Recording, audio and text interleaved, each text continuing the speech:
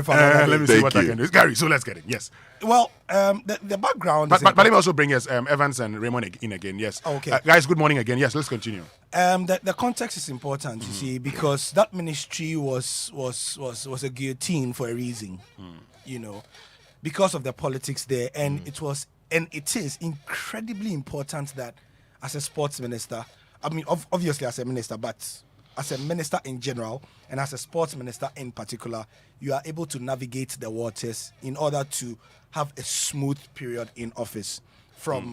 We know the examples of the other ministers who were not able to do much. And that is why it takes a lot to admit that, as you can see, longevity alone is a big deal. You see, because in as much as it does not have to be so, it is the reality. So you've got people like Muntaka, Ikuya Danswa, Kofi Humado, Elvis Free Ankra, Mahama Yariga, Rashid Pelpo, Ahmed Mustafa, Neil Anti Van der Poy, all of them did not have a lot of time there. Yeah. Let's go into what looks like the optics, as Dan Odazi likes to say. This minister will tell you that when he came in, the stadium had not received renovation since the Kufuor time. You, on the other hand, believe that it's not about the starting, you know, it's about the finishing. Yeah. And because I've seen my roots at Abokobi being started. They've not been finished. After elections, they've gone to sleep. So what it is that the Kumasi Stadium renovation is almost done, which is the reason why, again, for the benefit of listeners who have not put one and two together, Asante Kotoko have been playing at the Accra Stadium at their home since the start of the league.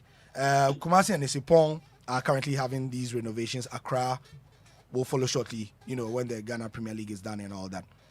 Now, what George was talking about before he had to leave were the multi-sport centers that are being constructed around the country. Now, in this country, where we are bound in talent in all our major sporting codes, football, boxing, athletics being the top three, if you like, these are incredibly important because they are the places where at least you can try and find somebody. The stories abound from years of yore. You find somebody on the street, you get him into a coast club, whatever it is. And then in the community, you need to let them have some place. So in Ghana, infrastructure is a major thing. Just like in the previous elections, we had one of our presidential candidates heavily dependent on his argument on infrastructure in order to, you know, win the elections or try to win the elections. So again, just to give specifics, he said that the essence of this infrastructure, and which is why he made it such a cornerstone of his time, was to decentralize sports. So there are 10 of them in Greater Accra, Axim, Western Region, Dukwanofin, Central Region, Ho in the Volta Region, Dukwanofin in the Central Region, Axim in the Western Region, and then Domahinkuri, the Bono Region, Y in the Upper West, Navrongo in the Upper East, Yende in the Northern Region, Ninahin in the Ashanti Region, and Koforidia in the Eastern Region. So these 10. What do they have? They have things such as basketball, tennis courts, handball, netball, tartan tracks. They have restaurants, hostel facilities, and ICT centers. What George was saying was what we would have liked, which is the educational bit. But they have said that will be in the phase 2. Okay. So those are the and any pro sports minister, don't be too happy that I'm mentioning because we are coming to the other side. Let's go to the other side. In this country, we rate him. Yes. You are as good as what you have won. As Daniel Dazi was saying when we went for the break, the Joy Business Minute, you're as good as what you have won. What has the sports minister won? Yes, it is true, like George said. He has to just facilitate things so that a good coach will be taken in football, in boxing, in so on, pay bonuses, make sure this is paid. But even then, we saw a lot of it across the various disciplines. They weren't paid on time, which led to a lack of motivation at the various tournaments. And even then, when they went, they could not win. Yes. So, based on all that you've said, that's why I gave him 50%. Evans and Raymond, based on all that Gary's also told us, and we're agreeing that your assessment as a sports minister is based on what you've won. You've gone further to even talk about their own analysis showing they fulfilled 47%. Would we say he's performed better, he's performed well, or he's performed poorly? Before I even make a comment on that, the minister's actual responsibility was to implement the specific policies in the manifesto of the party. I am keenly gleaning some of them, including the building of multi-sports stadia for the regions currently without one. And names of Brona for Eastern, Upper East, Upper West, and Volta were specifically mentioned. Indeed, we forget that this is the Ministry of Youth and Sports, and not just for sport.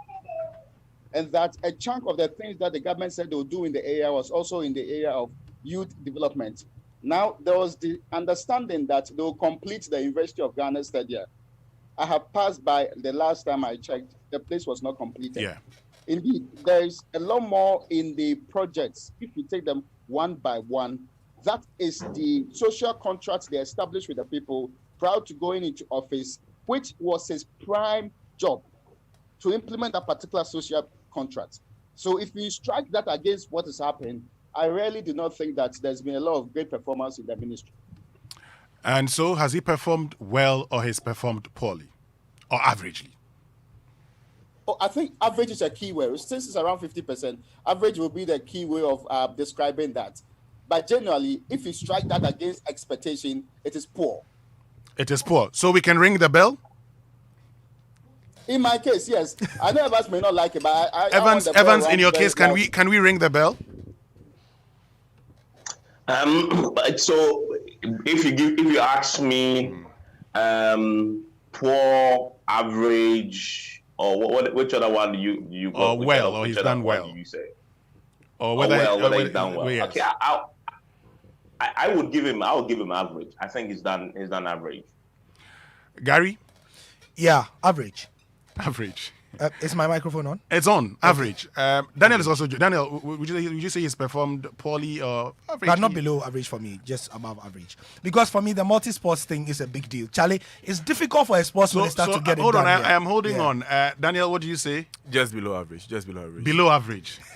You see, there was also so it means I can below average. No, you mean the median? Mark. Hold on. I want to check this. So all of you are giving him. So just around 50. Yeah, sort of. I'll say around 45% for me. Daniel's 45 takes it to less than 50. So if that is the case, it means music to my ears. Isaac Kwame Siama must go.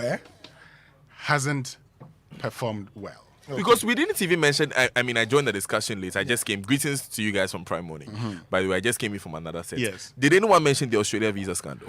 Yes, there's that one as well. I forgot about that one. So, because, how can you name my colleagues that they are in Australia when they are here reading news? So we've rang the bell. Now, let's get to another ministry. Thank you very much, Gary. Are we going to... please, hold on. We're moving to another ministry. This is what we're going to be doing. So the president, in nominating them as ministers, actually told all of us the reasons why he wanted them to be ministers.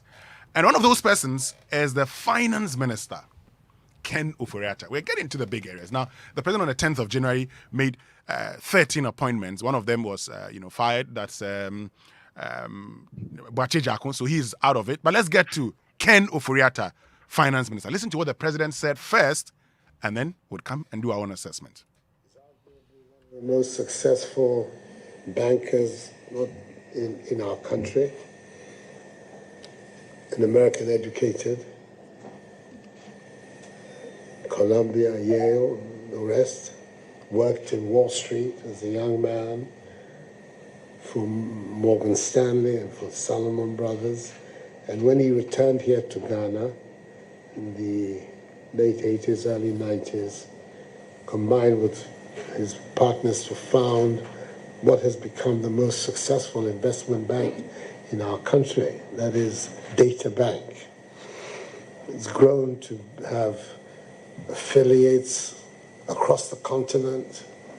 So we have somebody who's been deeply involved in the economies, not just of Ghana, but of several countries on the continent, and has been successful in promoting investment and development in those economies.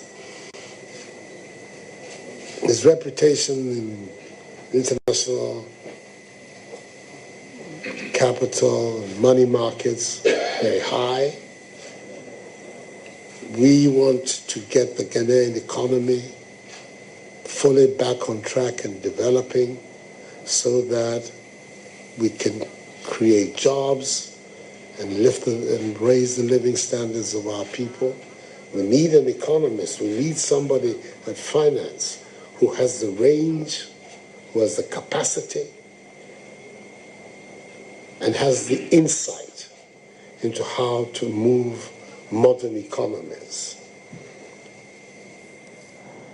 I believe that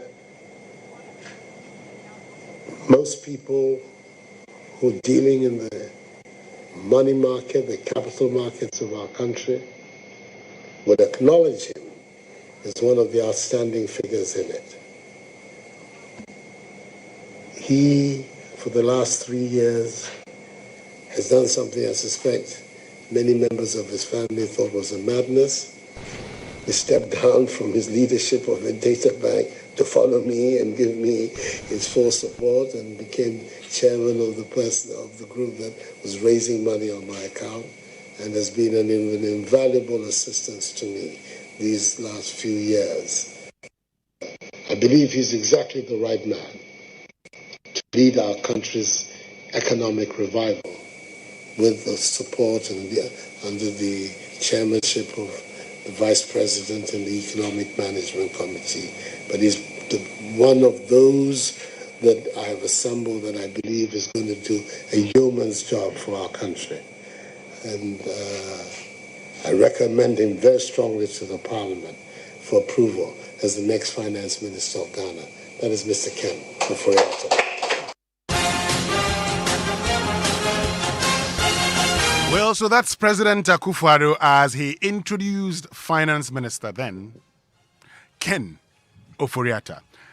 Raymond and Evans, now the key word is that he believed he was the right man to lead our economic revival.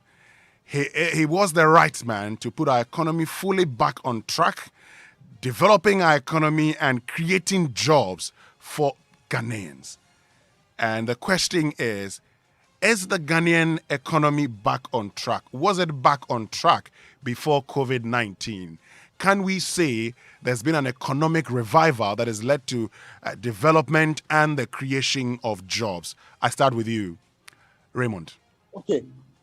From an average, before the 3 years before President Akufo-Addo became president, the GDP growth rate averaged 4%.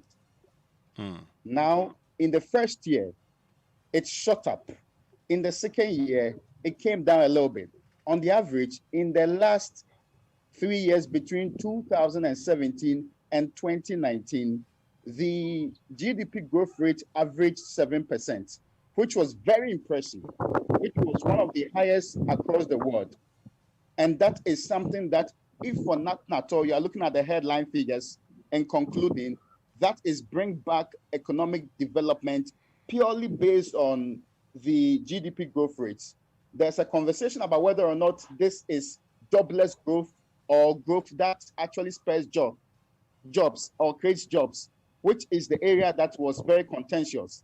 Largely, economists agree that this kind of growth was predominantly jobless growth. So it didn't create the required jobs within the period. But it was impressive to have realized that we have gone back to the 2011s, 2012, 2013s, where we're still having very high figures of GDP. And so when they say that they are bringing back the economy, if it is purely based on the headline figure of GDP growth rate, it was wonderful. It did happen. It did happen for the first 3 years. We all know what happened in 2020. We all know how the economy had to slam because of the effects of all of these. And there is even a conversation about whether or not the economy was really on a good footing to have been hit this hard. But if you see the economies across the world and the impact of Corona on all of them, you can conclude that indeed, even if we had the fundamentals fixed strongly and firmly, there was a major wind that blew that eroded the successes we have made in the last 3 years from 2017 to 2019 in the year 2020. So if you look at headline inflation, if you look at just GDP growth rate, and the issue of exchange rate is a bit tricky, but if you also largely look at exchange rate, if you are just comparing especially rate of depreciation, largely the headline economic figures favored this government. If Ken Ofori-Atta is being assessed purely based on those ones, it is a very stellar performance right from 2017 to 2019. Those were good years for him. That is basically how it's going to run. But if you look at it from the general thinking about economy developing and delivering on its goals, the president said something that was very key, that not only is he required to bring back the economy, but it's also required to make sure that we create jobs and that we raise the standard of living of the people. Within the period that Ken Ofori-Atta was finance minister of this republic, our human development index did not improve massively. And you see, the human development index will put together all of the things that might have happened in the economy and judge it against the living standards of the ordinary person or the average person. So our human development index did not improve massively. So it's as if we tried fixing the means to the end, but we didn't get to the end itself. As for jobs, there's always a problem with data. But largely, we try with programs to fix the process by making sure we do all of these interim programs like NAPCO, all the other government interventions in the lieu of getting more people into jobs. But those were just like drops in the ocean. If you compare to many of the figures that have been put out there, if you are using broad or narrow definitions of unemployment in the country. So largely, when it comes to economic data, pure and simplicity, Ken Ofori-Atta as finance minister and the finance team of the government of the Republic of Ghana did very well in improving it from the 2016 status to what was currently in 2019. I'm taking 2020 out because of the situation that we found ourselves very specially. Because all of those successes came down on its knees in the year 2020. Right, let me get to yes. We're back to square one in the year 2020. Okay. So if it's general assessment, that is it. But if you want me to specifically look at all of those things, there are also elements if you put them together. In achieving the basic elements of macroeconomic stability, we did a lot of work. In making sure that we move from taxation to production, which was a major plank in our quest to develop, we did very little work. Let's be clear. Indeed, we spent a lot more time not retooling the economy in ways that would improve it, but rather doing the old things we used to do. If, for example, when it comes to borrowing, all of the conversations about there being a lot of money in the country and we can utilize it and we rely little on external funds became completely bogus. In fact, this government continues to borrow at a very alarming rate in a very terrible way that sometimes you wonder what exactly the money will be going into and the things they have to show for when it comes to taking all of this money. There's also a trend about borrowing not necessarily for productive ventures, but borrowing just to feed the consumption elements of the social sectors, which might not necessarily yield the results that we want at the end of the day. So in all, if you're asking me, Ken Ofori-Atta did above average. Okay, let me get to you, Evans. Your assessment.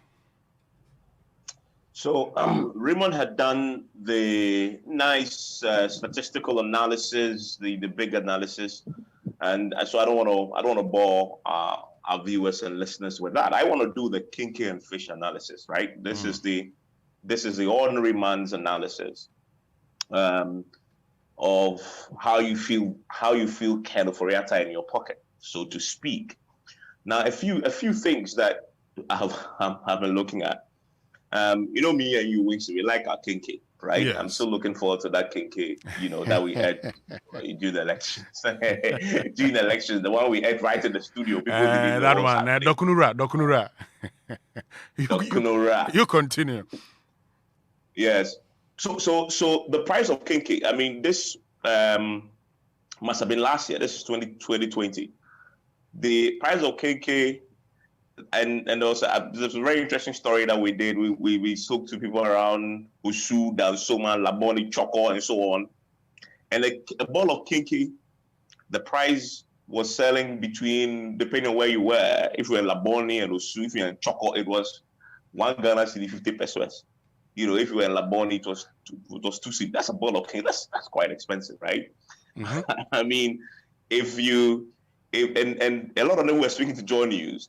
Said it was because of maize shortage, right? And the Olunka price had gone up, okay, and they were selling it at 5 cedis, now 7 CDs, that kind of thing. And so if you look at that, this is really how the economy affects the ordinary guy, right? All the fine statistics that Raymond had just mentioned. This is how it affects the ordinary guy in his pocket. And so if you look at that, the fantastic performance at the macro level that Ken Ofori-Atta is known for, I mean, that is undoubted. Its impact on the ordinary man wasn't as much felt as the price of Kinke showed. Because if you're buying a ball of Kinke for 1 Ghana cedi 50 peso, that's a lot. I mean, 2 cedi. That's a lot for some people, right? For many people in Ghana, right, who can afford it. Now, the second big that I look at really is, remember that part of our doomsday problem, in fact, a significant part of the doomsday problem was finance. Yeah. How to find the money in a sustainable way to pay for everything else that we need to pay, from fuel to machine maintenance to upgrading, all those things. The fact that in 4 years, for me, I have not experienced doomsday in any persistent fashion or manner, I think Ken Ofori-Atta should take a huge part of the applause for that. And I believe sometimes I wonder how they've managed, because I mean we are journalists, and I speak to a lot of the industry players. There are real financial issues, but the lights have been on some way, somehow. The lights have been on. We've seen some of the producers, the power generators, threatening, right? They are not paid, they will shut down, but they don't shut down, right? Sure. And for me, and again, this is the ordinary man. Nothing affects the ordinary man more than doomsday. It affects everybody else, because the rich guy can get a generator, right? Can get an inverter. The poor guy can't do any of those unless you use Bobo. And I know that's your favorite, Winston. So for me, those two things and are key in assessing him, right? If you ask me, overall, he's done well. If you ask me to put a number to it, I'm sure you'll do later, I'll give you my figure. But I think Ken Ofori-Atta is one of the few ministers who have been consistent in his ability to find money, right? Admittedly at a cheaper rate than what we used to, but also keep the ball rolling. Now, I also want to assess him on a COVID economy. Okay. Because the COVID economy, briefly, COVID economy was a crisis point for any country in the world. And how a finance minister performs during crisis is the ultimate judge of him. And I must say, to be in all honesty, that our COVID economy performed above expectation. In fact, when at the beginning of the year, the GDP projection was inching closer to 10%, right? And the COVID hits and it was downgraded. Subsequently, towards the end of the year, Roman will tell you, there was a reassessment of, and it went back up, if I'm not mistaken, to 1.5% or so.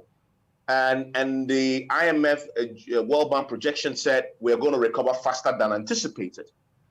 And I look at that and I say that again shows a certain resilience that Ken Ofori-Atta built into it, right? Okay. So for me, overall, I mean, he's doing well. He's one of those ministers I believe done really well in the last 4 years. All right. So let me bring in Daniel. Daniel, your assessment. Ejapa. Okay. Ken Ofori-Atta, for the first 3 years of his time as finance minister, would probably be one of the most well talked about persons in government. Ken Ofori-Atta has built this image, and so all of our friends come with their perspectives to conversations. And Winston, you know from personal conversation with me that I like telling stories. And so I always look at the big story of someone's tenure in office. And going into the discussion, that's probably what I'll be doing throughout the whole thing. But what Ken did was, you know, he had this pristine image. consummate professional. He started the whole data bank business. He did it well. He moved it to Liberia. He has his hands in I think Prudential Enterprise Insurance. Enterprise, thank you. He's done a great job. He's reading the budget, he quotes the Bible at the end. And mind you that if you look at the Afrobarometer numbers for the 2016 elections, 87% of Ghana's Christian population voted for the NPP. They walloped the NDC by 25 percentage points when it comes to that demographic, that Christian population. So it's very important that a finance minister carries himself like that. He went for an international conference, he spoke, and the hashtag Feel the Ken began to trend on social media when everyone was talking about how competent he was. Then we had the PDS saga, where we had key questions being raised about how Ghana could have made a mistake like that. John Peter Amewu, who was the Minister of Energy, went on air and said that there was some fraud in there. How was it not spotted? Where from the competence? How did that slip? We went in, the issue was handled, it came back onto ECG, but unfortunately, partly because of the timing of the Ejapa saga, it is probably one of the key things that anybody will remember Ken Ofori-Atta by. This was just a few days or weeks to the election itself. You have someone who is as respected and as celebrated in the country as the Special Prosecutor Martin Amidu, making key statements to the extent that, number one, the president attempted to shield Ken Ofori-Atta, then going on to insinuate that Ken Ofori-Atta actually came to his house to come and speak to him, on which matter I don't know. So the question then, Winston, becomes, how much premium do we want to place on what the Ejapa saga did for this government's image and, by extension, Ken Ofori-Atta personally? Because if you're going to rate him, you have to look first of all at his work as a professional. But Winston, if it was just about professional work that we were rating people who hold public office, there are a lot of people who resigned or were sacked or stepped away who would still have been there. Yeah, but the Ejapa issue, for instance, is one issue that the president said should go back to Parliament for a review. We know the current composition of Parliament. They're coming back on Friday. We don't know whether it's going to go to Parliament again. There's been talks about the possibility of losing out because the deadline was 31st December. We didn't meet it. What does that mean for us? Beyond Ejapa, which hasn't gone through now, I'm not talking about Ejapa going through or not. That's a different conversation. I'm talking about the specific allegations against him as a person. I'm talking about Ken Ofori-Atta's reputation as a man, a Christian man of integrity. Okay. That is what I'm talking about. Okay. The facts around the Ejapa issue are still under contention. Civil society organizations have even spoken to persons who work in the mining industry and who tell me that the Ejapa deal is Ghana was getting the wrong end, the short end of the stick. Pardon me for taking long on that point. But it's basically what I'm saying. If you're going to look at Ken Ofori-Atta's performance, you're going to have to look at his person. If you're going to look at his person, you're going to have to look at Ejapa. What perception are we walking away from? That being said, I'll give him a hard 70% because economically, if you go through the numbers, you look at what he did when he was finance minister. But if you link his performance to Ejapa, you link it to PDS, and you're giving him 70%. So that takes care of the 30. Oh, that takes care of the 30. I'll give him a hard 70. Let me bring Raymond in at this point. Briefly on these, Raymond, if you look at the Ejapa deal, if you look at the PDS deal, and even before that, there was a 2.25 billion bond issue. Yes, that one. That went to Shraj, and Shraj said that yes, there was a conflict of interest matter on his person. Well, those are not Shraj's exact words, but let me get to you, Raymond. Yes, Raymond, if you add all of these, how does that affect the performance of Ken Ofori-Atta? It does in many ways. It does in perception about the governance at the Ministry of Finance. It does in perceptions about corruption at the Ministry of Finance, or the perception of it, and also does affect people's understanding of what's happening in government. Let's not forget, for a very long time, the fulcrum of the accusations of family and friends have centered around the individual, the finance minister. And if you ask me, going into the future, any decision on who should be finance minister should take that into consideration. Regardless of the competencies that Ken Ofori-Atta brought to the table, he fitted strongly and straightly into the perception that this is purely another way of capturing a very key government position, handing it over to a relative so that it promotes all of the negative things that surround such concepts. Negative things like cronyism, negative things like what they call it, favoritism, negative things like corruption, which mostly, when you put in things like family and friends, ends up happening. So it is those things, perceptions predominantly, which I believe so, which really might dampen Oforiatta's main performance in office. Okay. Largely. Okay. If you are taking the manifesto promises on the economy specifically, as against what has happened in office, everybody will be convinced that the performance of the Ministry of Finance and government's economic team should just be around 50%. But Okay. all of these other perceptions of corruption, family and friends, and all the others, dampen that would have been a very wonderful performance of an individual Ken Oforiatta. So, Raymond, should I ring the bell? Raymond. No, I don't think so. I don't think you should. You don't think so? Not at all. Evans, should I ring the bell? No, I mean, I'll score Ken Oforiatta 75%. 75%. Dr. Charles Rekubrobe had indicated that he should be sacked because of Ijapa. That's someone who, in the eyes of the chief policy analyst of the Center for Public Policy Options, hasn't performed well and has performed poorly. Can I say something about that? In a minute. About the Ijapa thing? In a minute, yes. In a minute, yes. Yes. Ijapa was a big deal. I get it. It was a big deal. It was a scandal of terrible proportions. But here's the thing. All the research that was done around the Ijapa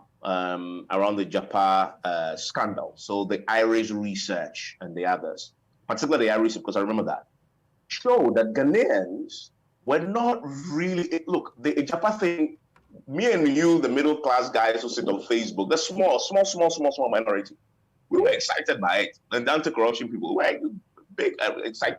But the millions of Ghanaians who were out of Accra in the rural areas, the research showed that corruption wasn't as an important matter to them as the bread and butter issue that I talked about, right? And so if you use that as a metric, as a measure. Yeah, but Evans, corruption takes away your bread and butter, right? I mean, money that could have gone in, to assist you is taking away and finds it off in someone's pocket. I completely get that. But I'm saying that in terms of the ordinary man's appreciation of it, the way you put it, and how much importance the ordinary man puts on the corruption scandals that we talk about a lot in Accra, it isn't as all the politicians were telling. The research showed it. When they asked them what will influence your vote, corruption was down there. It wasn't as big an issue. I mean, I'm talking about research, right? And my point is that overall though, I mean, Japan and everything considered, right? You still have to give. Yeah, I mean, it was a low moment, and that will take care of the 25%, negative. But overall, the big picture, 4 years, I will still give him 75%. I wanted to ask Evans a question, but let me do it as a one-liner. Could it be because the Ijapa issue was not marketed well enough by the political opposition? Because the key is that the questions the Irish group asked did not center on Ijapa specific. They said, is corruption important? No. Did people even make the connection of the Ijapa issue to corruption in the first place? Did people know enough that President Akufo-Addo had been described as the mother serpent of corruption because of the Ijapa deal? That would be my thoughts, basically. Okay. So, Daniel, you say 70. Evans, you say 75. Raymond, what's your percentage? No, I gave 50. 50 because of Ijapa. Yeah. Okay. Oh, but 50 there. Would you want Raymond? No, forgive me. I didn't give 50 because of Ijapa. I've actually established from the beginning that we've had let's go. And I've actually talked about the years of this economy, excessive borrowing and all of the other things. Okay. Well, fair point. I don't have a vote. The element of family and friends, Ijapa and PDS and co dumping what would have been an improved performance on the side. Yeah. That's actually how I concluded that. Great. I don't have a vote, so based on the votes, it means that we cannot ring the bell. No. Still to come, we're going to be talking about Matthew Poku Prempeh, who's the former Minister of Education.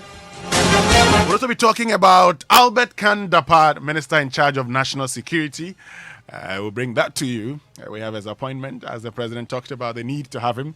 We also have Hajia Alima Mahama, former Minister of Local Government and Rural Development, Dr. Owusu Efri-Yakoto, who is former Minister of Food and Agriculture. But that will be after these few messages. Stay with us. You can still, share. Keep your thoughts coming. I'm loving your flow, the conversation on Twitter and on WhatsApp. Keep them coming on Twitter. Just use the hashtag JoySMS. We'll be sharing them shortly.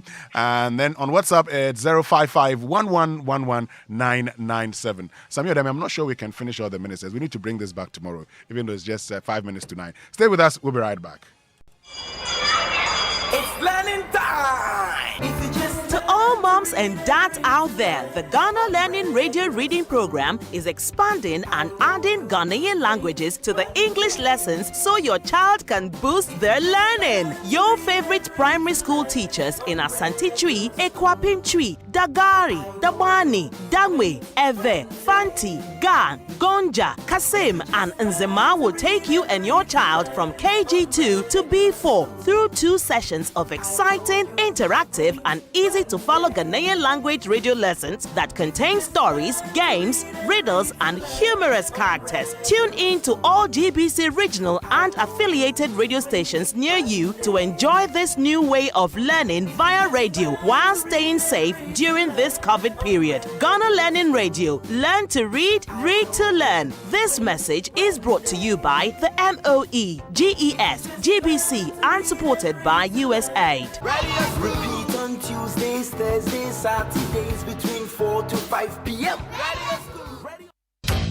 Mr. Bossman, with all these computers, servers, and electronic equipment, I know they see one cable for the floor crack. Charlie, you be right too. We dey use raised access floors from interface, so all the cables they hide under the raised access floors. So this be the solution to the plenty cables where they my computer room for office. Accountant, call interface now. If you're involved in new property development, renovation, or decoration, the right place for you is Interface Limited. Call us on 0274-999999 or visit our website at www.interfacelimited.net. Facebook, Interface Limited GH. Instagram, interface.limited.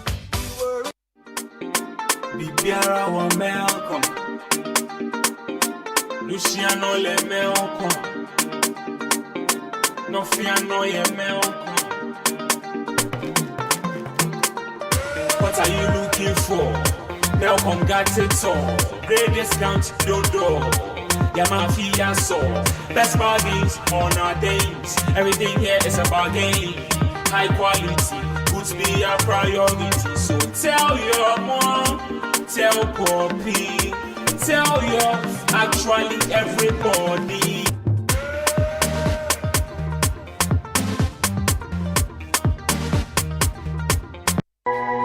Same great bang. Because the greatest things are born from the smallest of thoughts. Just as your seeds in a rich soil grow to become trees that bear fruits, the Agricultural Development Bank, ADB, helps you sow, invest, nurture, and grow your personal and business plans by serving you with years of banking ingenuity and experience in agribusiness, corporate and commercial banking, consumer finance, e-banking, and many more through our network branches across the country. Whatever the culture, whatever the dream, we grow with you. Call us today on 0302-210-210 or visit www.agricbank.com. ADB, truly agric and more. We lead, others follow. This is Joy 99.7 FM.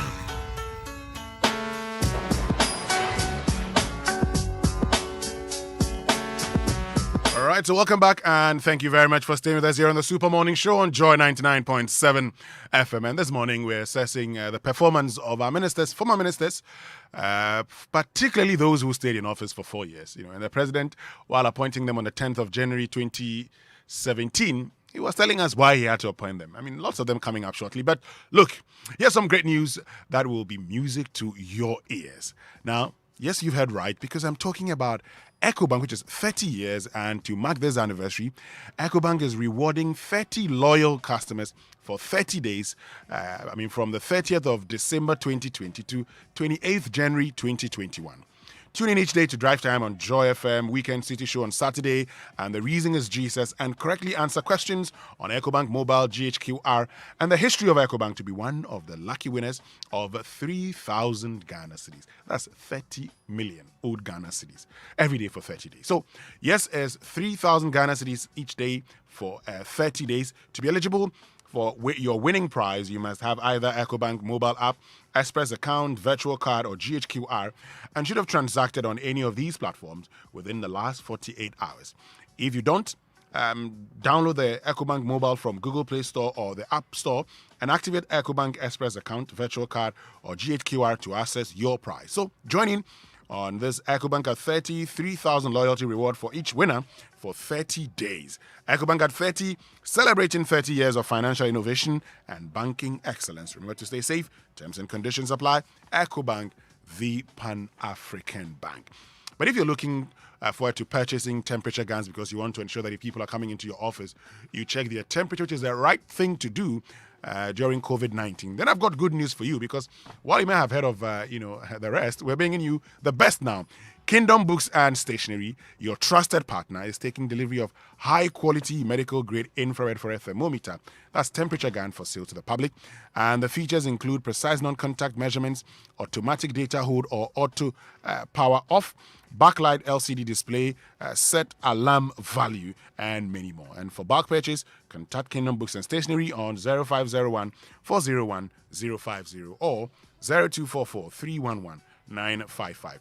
You can also walk into any of our shops located across the country or visit our head office located at Osu Ako Eje Junction. But hey, as always, MTN wants you to experience the safest and most secured way to enjoy MTN Momo.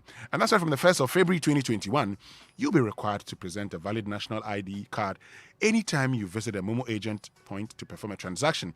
Please note that this is to help you keep receiving cash and just handling your transactions in a safe and secured way. And that's why we're good together. So just Momo it everywhere you go. All right, so let's get into the next person who we're going to be assessing this morning here on the Super Morning Show. And this person that we're assessing is the minister in charge of national security. And the president on the 10th of January 2017, before he introduced him, these are the things he said about Albert Kan Dapa. Listen to this. The national security laws of our country, principally the Security and Intelligence Agencies Act, Act 526, provides that a minister should be appointed, should be designated as being responsible for the national security, who will then be able to answer to Parliament and provide accountability for the conduct of the national security to Parliament. There's been some element of controversy about the performance of this official. There was a brief period in President Kufuor's government when Mr. Francis Poku was appointed as minister responsible for national security. But since then, other than designating other ministers to act, we've not had a minister specifically for national security. I believe it is important that we should, because the accountability of the people who work in national security and the whole apparatus to the Ghanaian people through Parliament is a very important step. We're trying to build a society which is secure, but which at the same time respects human rights and the rule of law and our civil liberties. And that balance about security and freedom is best protected when there are accountable officials who are responsible for for the apparatus before the parliament. So I've decided to designate a minister responsible for national security. And I've chosen a man who's had a wide experience of government. When we were in opposition, he was the spokesperson on mines and energy. And when we came into office in the year 2001, President Kufuor made him his first Minister of Energy. Subsequently became Minister of Communications, and then became also Minister of Interior and of Defense. He's an accountant by training, a man who rose up to become president of the Institute of Chartered Accountants. And you have here yet another very broad-based personality, somebody who's had considerable success in his private life, in his chosen profession. Then, moving to the public sector, has also distinguished himself and has had that broad experience that anybody dealing with issues of national security should have. So he is also the person I recommended to the Parliament for approval as National Security Officer. He has been in the last Parliament, that is the one of 2009 to 2013. He was chairman of the Public Accounts Committee of the House. And I think that from that vantage point, you get a really deep insight into how the Ghanaian government works and doesn't work. So I think that in this present position, assuming and hoping that the House approves him, that he will bring to bear all of this experience in trying to manage and give proper leadership to our national security apparatus. So that is Mr. Albert Kandapa, former Member of Parliament for Efija, whom I'm recommending to Parliament for the office of Minister for National Security. Thank you.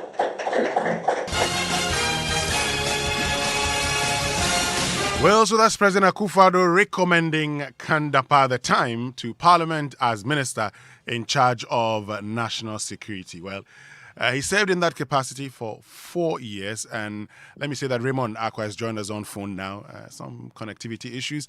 Evans Mensah is with us on Zoom. Daniel Daz is in studio with me.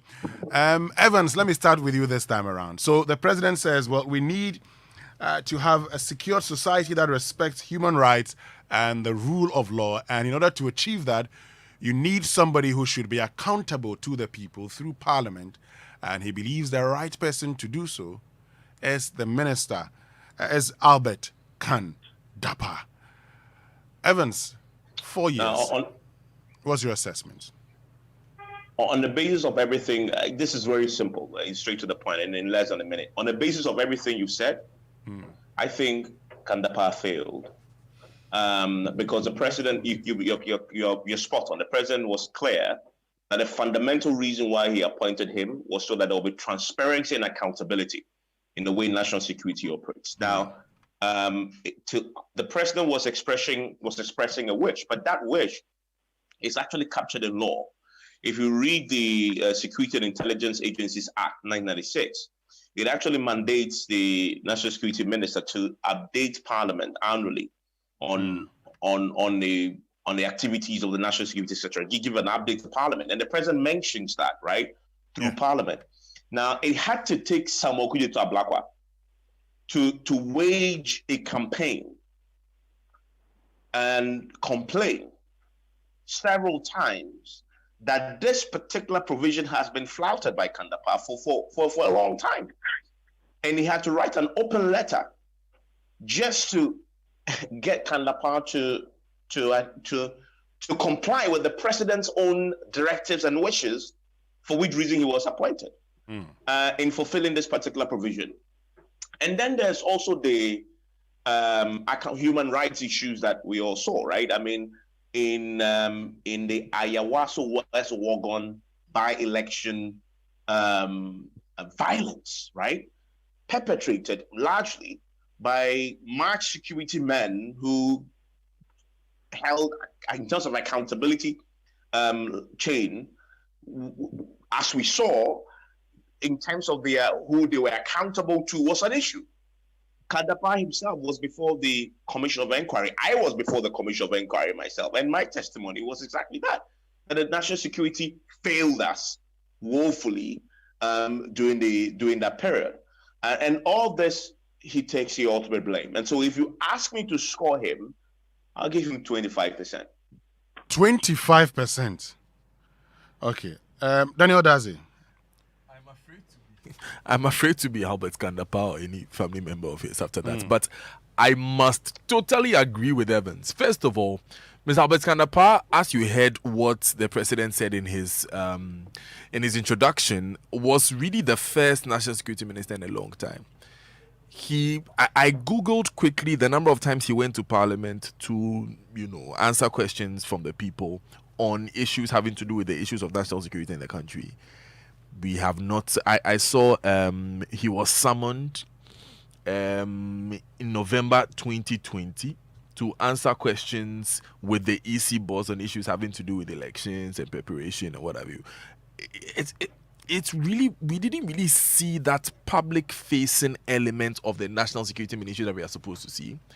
That's number one. Number two, there were men who were wearing shirts NSC. I mean, to cut a long story short, what happened at Ayawaso West Wogon is supposed to be on his knees. Obibeka says Sinikoto Jeso. Evans, from what we even learned at the time, unfortunately, he wasn't even around. Those are the sources that we were getting, what we're picking from our sources, that he wasn't even around when this entire Ayawaso West Wogon thing happened. He went to, we all saw the difference between his questioning at that commission inquiry and Brian Champon, who was the Minister of State at his ministry at that same inquiry. It looks like Brian Champon at the time was more informed about what happened there. He had better particulars on why the men were sent, the justification, and what have you. And we also cannot forget, and again, I hate to be the one who does this, but if you're looking at public perception around Mr. Albert Kandapar, then we cannot ignore that incident, the video that leaked on social media of him wearing some clothes and posing in a certain way and what have you. It can't be ignored, I'm sorry. So if I'm going to rate Mr. Kandapar, I may be more charitable than Evans because he was more charitable than me in the Ken Ofori-Atta issue, and I'll say 30%. But really, I thought that you would have rang the bell for us to start the conversation. No. I mean, Raymond Aqua can actually swing it. So if Raymond's match... Oh, if Raymond is able to swing this one, then your electoral college is flawed. Hold on, he can swing it. No. We are not engaged. I will take you to court. We are not engaged. Hold on. We are not engaged in U.S. electoral college here. We are engaged in Ghana elections. If Raymond should score this 90%, he's been able to swing it. Raymond, over to you. Basically, the positive of Kandapar as minister is, I mean, I'm just looking at what the problem they will do in that particular sector. One of the things I think as positive... Raymond, kindly position yourself properly. There seem to be some breakages in your line. You're breaking. Oh, it should be better now. It's better now. Go ahead. It's Brilliant. better now. I'm talking about the fact that the National Barracks Regeneration Program, the specific additional deployment of police personnel, and also the retooling of police and other security institutions are the positives under Kandapar. But these positives are just a drop in the ocean when it comes to the many security challenges we've had over the period. Indeed, the idea of having to have somebody who is a face, somebody of his respected nature, a former deputy interior minister who actually acted in the ministry for some time with security background and competence, so that we will not see the national security establishment as some amorphous institution that creates mayhem and does wrong things whenever it wants. Yet, we cannot pinpoint who should be held responsible. That particular criteria for bringing him became completely useless. In fact, if for nothing at all, under Kandapar as Minister of National Security, the national security setup is shrouded in more secrecy than ever. For most of us, the Ayawaso West Wogon, what they call commission, threw more light on what the actual dealings of the national security, including picking people who were not qualified and competent enough, giving them clothes, basically lanyards, and putting them out there to cause mayhem at all points in time. Indeed, if there's one ministry that does not require to be in existence today, is that particular Ministry of National Security, mindful of the conduct of people who have been in that particular office within the period that the president put them there. So as for the national security end. I mean, the charitable 25% I've heard from Evans is nice, but on a larger note, the bigger call should be people generally agreeing that we should scrap it. In fact, the National Security Council itself is not really established to be the people that have security personnel of their own doing the things they claim they've been doing, but rather to coordinate security at various levels, check the act and see how it's supposed to operate. But we have not had it happening and improved under Kandapa in any way. If for nothing at all, it is worsened. And many people today, including even journalists, feel that one of the people that are being used or groups being used to threaten or probably being used to what they call it, cause mayhem in the country is the same grouping that we are talking about. So, okay. I mean, so Raymond, yes. In effect, it's In a no effect, for you. What will be your score? What will be your score? Oh, okay. Well, I think 20% is okay. 20%. So, Kandapa is a no. Performance poor. Then I'll take your time. Take your time. This is the minister in charge of national security you're talking about. So I enjoy sitting at this end because I can be as unruly as I was. 20, 25, 30. Oh my. Hey, the word is unfair. Okay, so that's Kandapa's score for so you. the average of that will be 25%. Yeah. Yes, it will be 25%. But of course, you can also join us and tell us what you think. And I see some of you, sending your messages in. I'll just be reading some of these comments shortly. And at Sakatu says, so upon all these infrastructure projects under his tenure, Joy FM, you say Kwame Siame's performance is below average. Does he even rated him 45%? Iriasipa dear. Okay, and at Osikenyi says, for me, the borrowing makes it 60% for me. And then a Japa deal, I mean, he gets 60% from me. And then at Miroyu 20 says, the minister doesn't choose the GFA boss and coaches, so the failures of the national teams on the pitch can't be directly blamed on him. In Ghana, a sports minister can collapse every other sport, but have the Black Stars win games and Ghanaians will see him, and have the Black Stars win games and Ghanaians will see him as the best. Maybe that's the reason why, because governments use the performance of the Black Stars to say they've done very well. And at Karim Fire says, we need to put their performance in context. Some of these ministries have overlapping roles. The Minister for Inner Cities and Zongo Development has touted the construction of AstroTurf as one of its achievements. It's the credit to the sports minister. Is it credit to the sports minister or the Zongo minister? Well, under the circumstance, the Zongo minister has been, has been constructing some of these. So if you want to credit anybody, you should be crediting the Zongo ministry. But we're heading to the next ministry, and this time around, we go to the Ministry of Education and Matthew Poku Prempeh. Listen to President Akufo-Addo as he nominated him for approval by Parliament. I think all of us know that where we are and where we want to get to, there's nothing more important than the quality of the educational system that we have. We have made some important commitments to how we want to see the educational system in our country develop. One of them being, of course, the commitment to freeing up secondary education.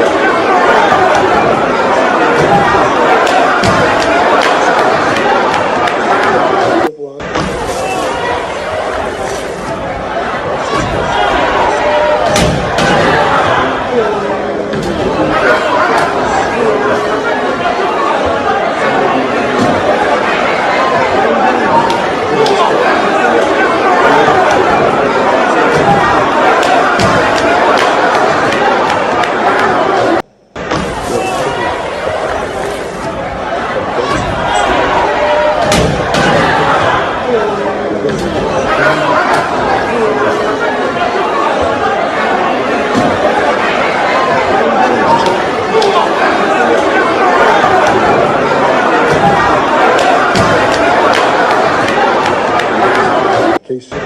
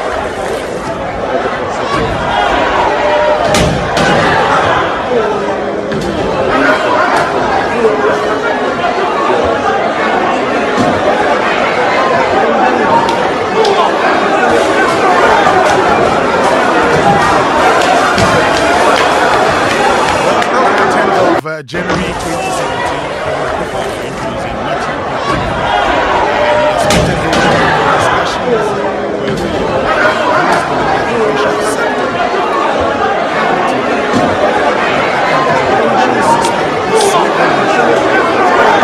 most importantly, of free SHS, access, equity, and quality. Daniel Dazi, you have the first. I think Dr. Matthew Opoku Prempeh won the election for President Akufo-Addo. In simple terms. Free SHS, love it or hate it, yes, it had its challenges in implementation, what have you, but look, in the past 3 years, and I'm sure Raymond can help me well with the numbers, but hundreds of thousands of young people are in school for free because of the work that Dr. Opoku Prempeh did with his team there. And you know, when you go to the education ministry, Winston, there's a free SHS secretariat, an entire office dedicated to implementation of the policy. It showed the premium that government and Dr. Opoku Prempeh placed on it. When the first challenges came with, you know, people talking about, we had reports of people sleeping under sheds in some schools, what have you. The first year, it was tough. The second year, we didn't get those same challenges coming again. Then we had to go into double track. Probably one of the most unpopular decisions this government has had to take. Personal opinion, I think that double track was something that could not be done without. The infrastructure deficit that exists in our education sector before 2017 September, it could not have been breached between January and January and September 2017. I dare say it could not even have been breached between then and now for us to say that build the infrastructure and then do free SHS. Of course, different sides of the political divide have different opinions about its implementation. I'm spending a lot of time on this because, of course, that's a big ticket item from the education ministry. There's also been the securitization of GET fund to get $1.5 billion to build infrastructure to bridge the gap at the SHS level. There's also the public universities bill, however, raised a lot of controversy. The populist value, if I can speak in a very crass manner, of the public universities bill, however, is very low. It's limited to universities. Even universities, it's not the students who complain about it the most, it's the lecturers. So even though it's a very important issue that must be dealt with and dealt with decisively and carefully, I mean, by this government, I think that Dr. Opoku Prempeh's yeas outweigh his nays. I have a personal challenge with Dr. Opoku Prempeh's mode of communication. I think that, to be honest, sometimes when he's addressing issues that have been raised in the media and by the public, he seems to address his political opponents a lot more than any other group of people. But that was one of the reasons why, in appointing him, the president says he should be persuasive and lead discussions in the educational sector. I don't think he has been persuasive. I don't think he has led discussions. I think his communication leaves much to be desired. His work is great. The work that has been done by the Education Ministry is great. I think his communication is sometimes a bit abrasive. It's like he's always fighting someone. I mean, there was a time when we did a report that this girl was saying, oh, she does the number 2 into a polythene bag and she throws it. And he came on a news conference and said, at least you have a polythene bag. That was, a tongue-in-cheek moment. But beyond that, his work is great. I think that he's someone that I'd love to see him anywhere in the next government. I would give him a hard 80%. I mean, if Ejapa whittled down Ken Ofori-Attah's marks by 30%, I think communication will whittle down Dr. Opoku Prempeh's marks by only 20%. However, speaking of Ken Ofori-Attah, Winston, I want to hold your leg. We didn't mention the financial sector saga, which is another key issue. There are a lot of people listening to us who are heavily affected. It's not like we've ignored you. There's a lot to say and there's very little time. But that was also another key issue. I'll still keep Ken Ofori-Attah's score at 70 and I'll give Matthew Opoku Prempeh 80% rather. Okay. Thank you very much, Daniel, who would have to leave us at this point. Evans. We have Matthew Opoku Prempeh. Matthew Opoku Prempeh, and let me just restate the point that Daniel just made. Free SHS won Nana Akufo-Addo his second term. And by extension, Matthew Opoku Prempeh won him his second term. But this is the first time in assessing a minister that I actually must add the role that his deputy, Dr. Duchum, played. I mean, I don't know how I can. I mean, he takes the ultimate credit for it, but I think the success of Free SHS largely is also down to his deputy, right? And yeah, I mean, managing your deputy is important. I know there were reported tensions that was existing between the two of them at the point, but where Daniel talks about Matthew Opoku Prempeh's biggest weakness is his communication is terrible, and he doesn't win anybody over when he speaks. He gets a great compliment in Dr. Duchum, who was the biggest seller of the Free SHS policy. He sold it well, and for me, the people felt the impact of Free SHS, but also the ability to also sell it to even the doubters, right, of Free SHS was key in the ultimate outcome that we saw in the elections. And so if you look at it all, I mean, really, I mean, if you're assessing multiple based Free SHS, I know there are other issues, the universities, the public universities bill, etc., which is a big minus for him if you look at the stakeholders' reaction. But I will score him 65%. 65. I score him 65%, because I think there's more room for improvement. I think his public posturing and communication takes a significant part of. Free SHS could have been bigger. I mean, could have been bigger and better, because it's also about you must not only implement a policy, you must also package it so people can accept it, especially when you have challenges. Okay. Especially when you have Duchum's ability to admit the challenges and disarm you was key. And if a minister was also doing that, I think they would have gone further than they did. And that's the reason why I would give him 65. I mean, I would have given him more, but if he comes back as a minister, he needs to work on that. All right, Raymond. There's a line we all must recognize. Raymond, position yourself well. I'm sure you're able to hear me. No, it's still not better. It's still not better. Well, is it better now? Yes, it's better now. Yes. There is some admission we should all make that the very gentleman, Dr. Matthew Opoku Prempeh, detracted from rather than adding to the Ministry of Education's main agenda. That's something we should acknowledge. Indeed, the ministry would have been better off without him, the individual, being involved in the most important policy of the government. Oh. There wasn't a single time he promoted the policy to the admiration of people. From talking about Professor Nana J. Opoku-Agyeman through to the polythene bag episodes, every time he mounted a platform to actually defend, present policy direction of government, or even try to explain what is happening in the sector, he worsened the situation. That was not a plus. That was a negative. In any case, luckily for government, having to implement such a big policy comes with its pluses, regardless of what happens. But I'm stating here and now that the individual Martin Opoku Prempeh was a problem rather than any solution in the ministry in this case. Let's look at it on the face base. The reason why we are all very impressed with his deputy, Dr. Aduchum, is because whenever we heard Dr. Aduchum explain the policy, we were impressed.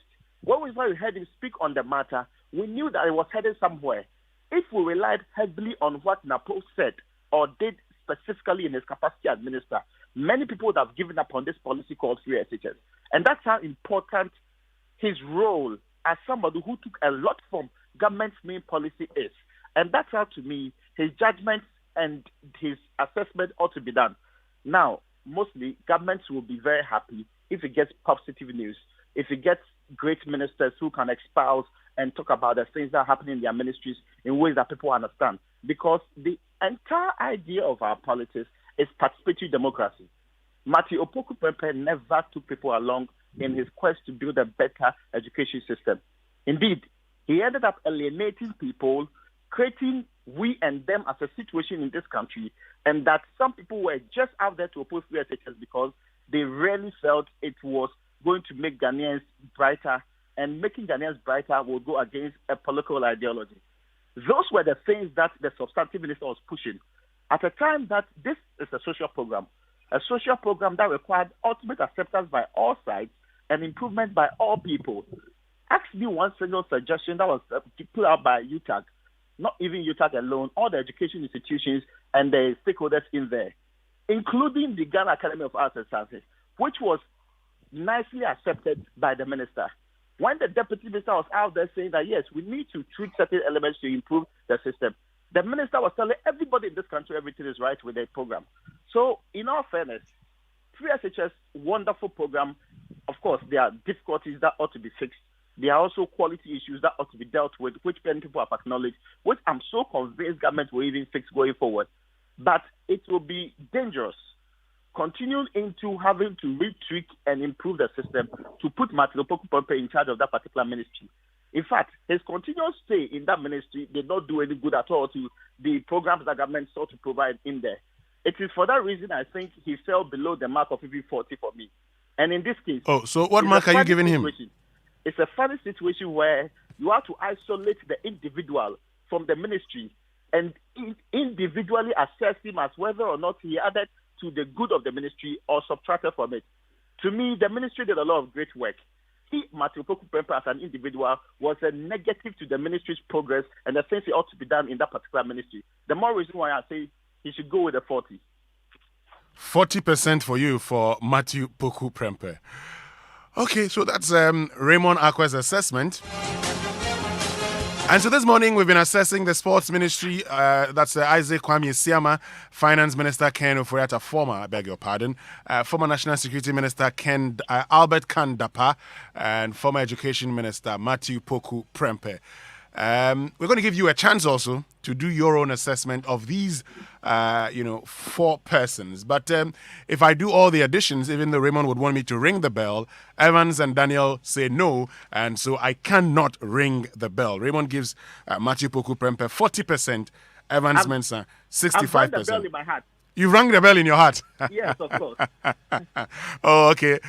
How I wish I could ring it for you, but unfortunately, your other colleagues...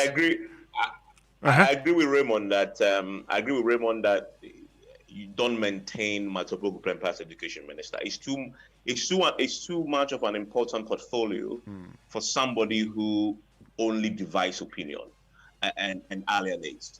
I think give education ministry to Dr. Aduchum. That will be that. If the president doesn't do that, honestly, I don't know where he's been in the last 4 years.